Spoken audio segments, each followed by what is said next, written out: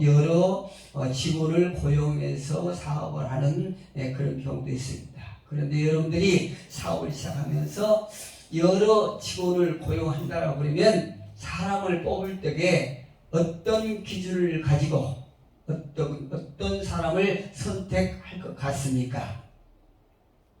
기왕에 우리가 월급을 주고 돈을 주면서 사람을 채용한다라고 하면 일 잘하는 사람이 좋겠지요. 일 잘하는 사람이 좋고 또 기왕이면 비실비실한 사람보다는 건강한 사람들이 훨씬 좋겠지요. 또 건강한 데다가 거기다가 이제 어떤 성실성도 있고 또 거기다가 더 원한다라고 하면은 성격도 아주 좋은 사람을 택할 수 있겠지요.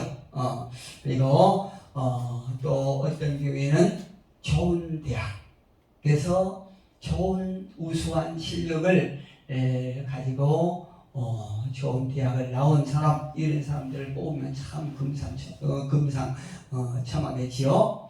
그렇다면 우리 사람들이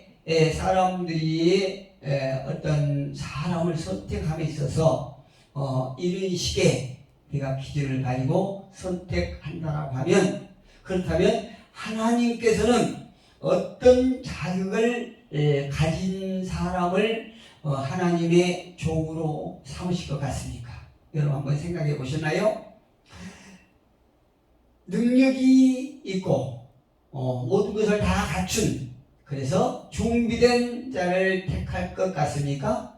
아니면 세상에서 별로 존재 가치를 갖지 못하는 이런 사람을 택할 것 같습니까? 오늘 본문에서는요, 하나님의 선택의 기준은 무엇이고 어떻게 이루어지는지를 한번 알아보겠는데요. 오늘 본문에서 하나님은 어떤 기준을 가지고 사람을 선택하는지를 잘 보여주겠습니다. 우리 다 같이 26절 한번 읽어볼까요? 형제들아, 너희를 부르심을 보라. 육체를 따라 지혜로운 자가 많지 아니하며 능한 자가 많지 아니하며 문벌 좋은 자가 많지 아니하도다, 이렇게 기록되어 있지요. 당시 고린도 교회 성도들의 어떤 수준을 보면 교육을 많이 받은 사람이 많지 않았다는 것을 우리가 26절을 통해서 알 수 있습니다. 그리고 정치적으로나 어떤 명예적으로 이렇게 큰 권력을 가지고 있는 사람도 거의 없었다는 사실을 우리가 오늘 본문을 통해서 알 수 있지요. 그런데 하나님께서 바울을 통해서 27절에 이렇게 말씀하십니다. 그러나 라고 말씀하시죠. 당시의 교회 안에 문벌 좋은 사람, 또 가진 것이 많은 사람, 소유하는 것이 많은 사람이 있는 것이 아니라 그 세상에서 별로 내세울 것이 없는 이런 사람들이 주류였던 것 같아요.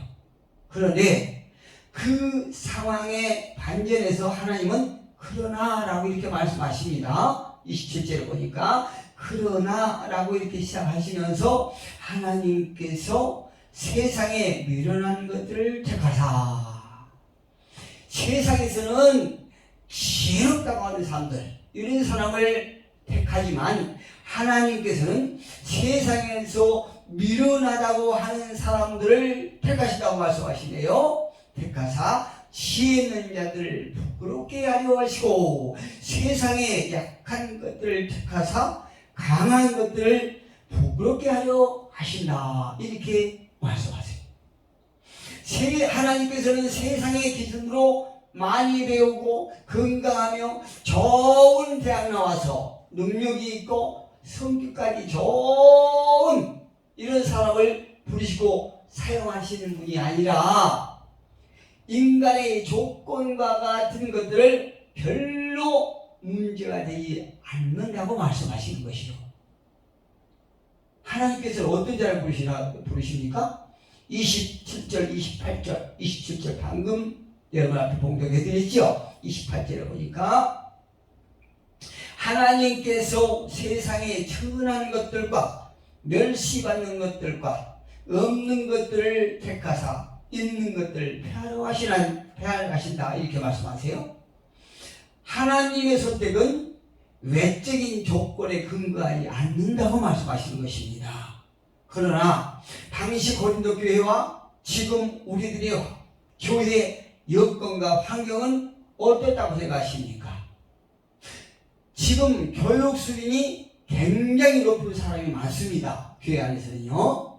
정말 우리가 넘볼 수 없는 이런 교육 수준이 최고에 달한 사람들이 교회 안에는 많이 있습니다.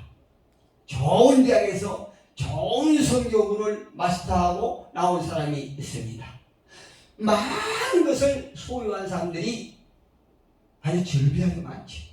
권력과 권위가 아주 하늘을 찌를 만한 이런 사람들이 많이 있습니다. 그러나 하나님께서는 그러한 조건을 보고 사람을 선택하지 않는다고 우리가 말씀을 통해서 알 수 있죠. 그런데 안타까운 것은 무엇이냐? 교회들이요 세속화되어서 가면서 이러한 하나님의 기준이 많이 퇴색되었다는 것을 우리가 알 수 있습니다.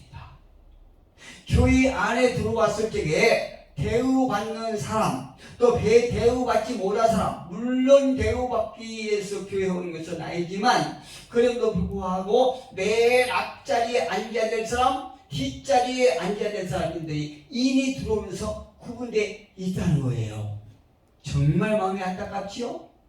당시 초대교회 때 이 고린도 교회의 상황과는 전혀 다른 이런 상황이 전개되고 있다는 얘기입니다. 저는요 제 기억으로 봐서 지금까지 설교를 많이 했지만 그 설교 제목이 하나님은 준비된 자를 쓰신다 이런 제목을 가지고 설교를 여러 번 한 기억이 있습니다. 이런 하나님은 준비된 자를 쓰신다 라고 하는 그 제목을 가지고 설교를 했는데요. 오늘 어젯밤에 제가 이 본문을 가지고 읽고 묵상하면서 하나님께서 준비된 자를 쓰신 것이 아니고 세상에서 약하다고 하는 자들, 미련하다고 하는 자들, 세상에서 별로 존재 가치가 없는 자들, 이런 자들을 쓰신다는 것을 알 수 있어요. 자격이 안 되는 사람을 불러서 사용하시도 하신다는 사실을 알게 되었다 이 말씀이에요. 실제로 하나님께서는 사무엘을 통해서 준비 안 되고 자격 없는 막내 다윗을 부르신 것을 알 수 있습니다. 할렐루야. 이때 하나님께서 하신 말씀이 어떤 말씀이십니까? 사람은 외모를 보지만 나는 중심을 본다 이렇게 말씀하세요. 할렐루야. 로마서 8장 28절에도 보니까 하나님을 사랑하는 자 곧 그 뜻대로 부르심을 입은 자들에게는 모든 것이 합력하여 선을 이루신다 이렇게 말씀하시는 것이에요. 사람들이 많이 어떤 세상 것을 소유하고 높은 권력과 지위를 거머쥐고 또 학벌이 높은 사람들을 하나님께서 원하시고 그런 사람을 부르시고 택한 것이 아니라 그런 사람을 사랑하는 것이 아니라 어떤 내부 조건과 전혀 상관없이 하나님을 사랑하는 자, 하나님의 뜻대로 부르심을 입은 자들에게는 하나님의 도우심이 있고 그들이 겪는 모든 어떤 슬픈 일과 어떤 아픈 일과 어떤 기분 좋은 일 이런 모든 것들이 합력하여 선을 이룬다 이렇게 말씀하셨더라 이 말씀이에요. 또 예수님의 제자들 중에는 우리가 다 아시다시피 세상에서 별로 대우받지 못하고요 학벌이 좋은 사람이 별로 없었던 것 같습니다. 그러나 하나님께서는 그들을 불러주셨고 예수님을 통하여 훈련되어지고 다듬어 지어가면서 하나님 앞에 쓰임받았다는 사실을 우리가 너무나 잘 압니다. 예수님의 12 제자들 중에서요 세장도 있었고 어부도 있었고 또 이렇게 어떤 세상에서 어떤 인기 있고 이런 사람들이 그렇게 우리 격에는 없었던 것 같습니다. 그러나 그들이 예수님으로부터 선택을 받고 예수님 앞에 불림을 받고 나와서 예수님과 함께 진리를 듣고 진리의 말씀을 듣고 진리를 깨달아가면서 그들의 원한 부분이 달아 없어지고 또 그들 속에 쓴뿌리가 성령과 말씀으로 치유되면서 그들처럼 하나님 앞에 쓰임받는 사람들이 얼마나 있겠습니까? 저는요, 여러분들은 어떤 축에 된다고 생각하십니까? 나는 어느 축에 속한다고 생각하십니까? 약하고 많이 배우지 못한 사람, 미련한 사람, 부족함이 많고 결정이 투성이라고 생각하십니까? 그러나 염려하지 마십시오. 하나님께서는요, 오히려 그런 저와 여러분을 사랑하시고 택하여 불러주셨다는 사실을 우리가 기억하실 필요가 있습니다. 하나님께서 부르심과 사용하심의 방법은 세상과는 다르다는 것이에요. 그렇다면 우리를 부르신 이유는 어디가 있다고 생각하십니까? 저와 여러분을 하나님께서 부르신 이유는 어디가 있다고 생각하십니까? 29절 같이 한번 읽어볼까요? 이는 아무 육체도 하나님 앞에서 자랑하지 못하게 하시니라. 만에 하나라도 저와 여러분이 육체적으로 세상에서 많이 배우고 많이 가지고 잘하고 이런 사람이었다라고 하면 나의 가진 것, 내가 소유하는 것, 이것을 자랑할 수밖에 없다는 얘기입니다. 그래서 하나님께서는 미련하다고 생각하는 자들, 약하다고 하는 자들, 이런 자들을 부르시고 가진 거 없다고 하는 이런 빈곤한 자들을 부르셨다는 얘기입니다. 참 희한하죠? 예. 에레미야 선지자도 그의 책 9장 23절에서 이렇게 말합니다. 여호와께서 말씀하시되 지혜로운 자는 그 지혜를 자랑하지 말라, 이렇게 말씀하세요. 그런데도 세속화된 교회들은요, 큰 것을 자랑합니다.